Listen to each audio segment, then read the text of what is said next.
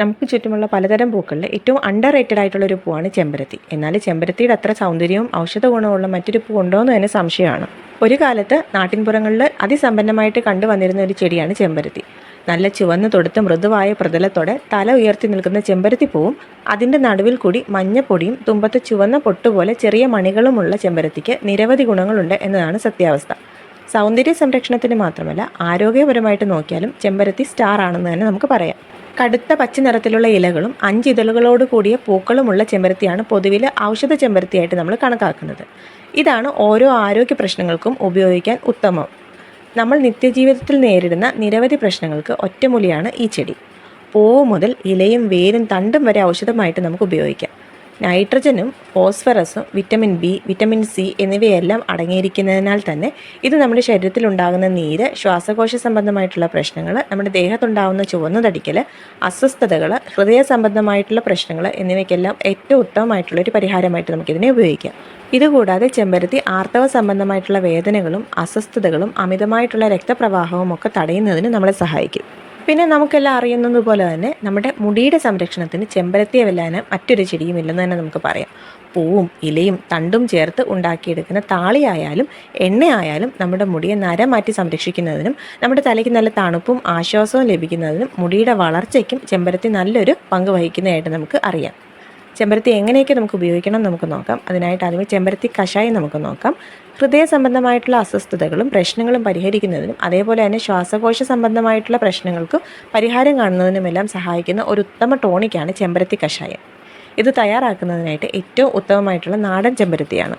അതായത് നമ്മൾ നേരത്തെ പറഞ്ഞതുപോലെ തന്നെ ചുവന്ന പൂക്കളോടെ കട്ട പിടിച്ച് നിൽക്കാത്ത സാധാരണ ചെമ്പരത്തി 5 ഇതളുള്ള ചെമ്പരത്തിയാണ് ഇതിനായിട്ട് എടുക്കേണ്ടത്. അപ്പോൾ തയ്യാറാക്കേണ്ടത് എങ്ങനെയാണെന്ന് നോക്കാം. ഇത് തയ്യാറാക്കാനായിട്ട് 4-5 ചെമ്പരത്തി എടുക്കാം. ഇതിൻ്റെ അല്ലികൾ മാത്രം എടുത്താൽ മതി. ഇത് 100 മില്ലി വെള്ളത്തിലിട്ട് നന്നായിട്ട് തിളപ്പിച്ചെടുക്കണം. അപ്പോൾ ഈ ചെമ്പരത്തിയുടെ ചത്തെല്ലാം വെള്ളത്തിലേക്ക് ഇറങ്ങി ആ വെള്ളം നല്ല ചുവന്ന നിറത്തിലായിട്ട് മാറും. ഇനി നമുക്ക് ഫ്ലെയിം ഓഫ് ചെയ്തിട്ട് ഇത് അരിച്ചു മാറ്റി ചൂടാറാനായിട്ട് വയ്ക്കാം. ഇത് തണുത്തതിന് ശേഷം ഇത് ഒരു ചില്ല് കുപ്പിയിലായിട്ട് നന്നായിട്ട് ഉണക്കിയെടുത്തിട്ടുള്ള ഒരു ചില്ല് കുപ്പിയിലാക്കി നമുക്ക് ഒഴിച്ച് മാറ്റി വയ്ക്കാം. ദിവസേന ഇതിൽ നിന്നും കുറച്ച് കഷായം എടുത്ത് ഇതിലേക്ക് പാലും അതേ അളവിൽ തന്നെ ചേർത്ത് നമുക്ക് കഴിക്കാം.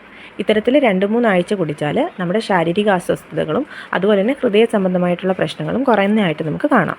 ഇതുപോലെ തന്നെ നമുക്ക് ആർത്തവ സമയത്തുണ്ടാകുന്ന ശാരീരികമായിട്ടുണ്ടാകുന്ന ബുദ്ധിമുട്ടുകളും വേദനകളും അമിതമായിട്ടുള്ള ബ്ലീഡിങ്ങും ഒക്കെ കുറയ്ക്കുന്നതിനും നമുക്ക് ചെമ്പരത്തി ഉപയോഗിക്കാം.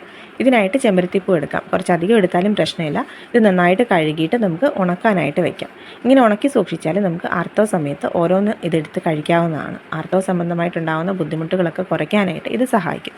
അതേപോലെ തന്നെ മറ്റൊരു തരത്തിൽ നമുക്ക് ചെമ്പരത്തി ഉപയോഗിക്കാം. ആർത്തവ കാലത്ത് ചിലർക്ക് അമിതമായിട്ടുണ്ടാകുന്ന ബ്ലീഡിംഗ് ഒക്കെ കുറയ്ക്കാനായിട്ടും ശാരീരികമായിട്ടുണ്ടാകുന്ന തളർച്ചയൊക്കെ മാറ്റാനായിട്ടും ക്ഷീണമൊക്കെ കുറയ്ക്കാനായിട്ടും ഒക്കെ ഇത് നമ്മളെ സഹായിക്കും. ഇതിന് നമ്മൾ എടുക്കേണ്ടത് 5 ഇതളുള്ള ഔഷധ ചെമ്പരത്തിയാണ്. ഇതെടുത്തിട്ട് നമ്മൾ നന്നായിട്ട് നെയ്യിൽ വറുത്തെടുക്കാം. ഇത് 3-4 ചെമ്പരത്തി നമുക്ക് ഇതിനായിട്ട് ഉപയോഗിക്കാം.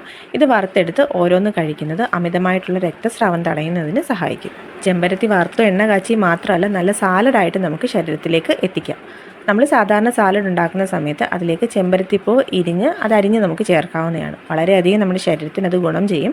പച്ചക്കറികൾക്കൊപ്പവും പഴങ്ങൾക്കൊപ്പവും ഇത് സലാഡായിട്ട് നമുക്ക് ഉപയോഗിക്കാം. ശംഖുപുഷ്പത്തിൻ്റെ ഗുണങ്ങൾ അറിഞ്ഞിട്ട് നമ്മൾ ചോറിൽ അതുപോലെ തന്നെ നമ്മൾ നെയ്ച്ചോറൊക്കെ ഉണ്ടാക്കുന്ന സമയത്ത് പലഹാരങ്ങളൊക്കെ ഉണ്ടാക്കുന്ന സമയത്ത് ഇടിയപ്പോ അല്ലെങ്കിൽ ദോശ അല്ലെങ്കിൽ ഇഡലിയൊക്കെ ഉണ്ടാക്കുന്ന സമയത്തൊക്കെ നമ്മൾ അതിൻ്റെ സത്ത് ചേർത്തിട്ട് നീല കളറിലുള്ള ഇടിയപ്പോ അല്ലെങ്കിൽ ഇഡലിയൊക്കെ ആയിട്ട് നമ്മൾ തയ്യാറാക്കാറുണ്ട്. അതുപോലെ തന്നെ നമുക്ക് ചെമ്പരത്തിയുടെ സത്ത് എടുത്തിട്ട് ചോറ് ഉണ്ടാക്കുന്ന സമയത്തോ അല്ലെങ്കിൽ ഇതുപോലെ പലഹാരങ്ങളൊക്കെ ഉണ്ടാക്കുന്ന സമയത്ത് ഉപയോഗിക്കാം. ചൈന പോലുള്ള രാജ്യങ്ങളിൽ അവിടുത്തെ ആളുകളൊക്കെ പിന്തുടരുന്ന രീതിയാണ്. അതുപോലെ തന്നെ നമുക്ക് വേണമെങ്കിൽ ഈ ചെമ്പരത്തി ഉപയോഗിക്കാം.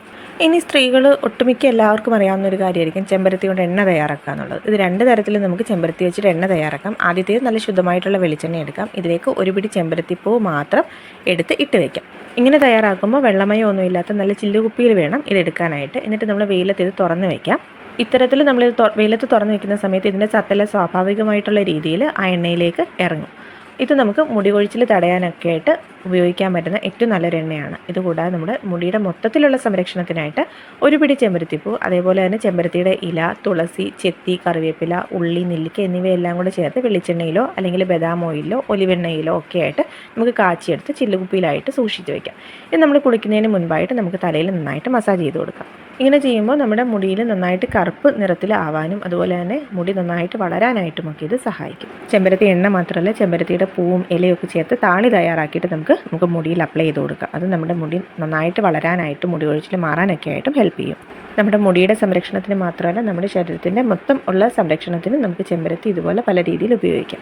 ഇങ്ങനെയുള്ള കാര്യങ്ങളൊക്കെ നമ്മൾ പുതിയതായിട്ട് പരീക്ഷിച്ച് നോക്കുമ്പോൾ നമ്മുടെ ശരീരത്തിന് എന്തെങ്കിലും ബുദ്ധിമുട്ടുകളൊക്കെ തോന്നുകയാണെന്നുണ്ടെങ്കിൽ തുടർന്ന് ഉപയോഗിക്കാനായിട്ട് ശ്രമിക്കരുത്. അത് നിർത്തിയിട്ട് നമ്മൾ അതിന് വേണ്ട പ്രതിവിധി എന്താണെന്ന് വെച്ചാൽ നോക്കണം.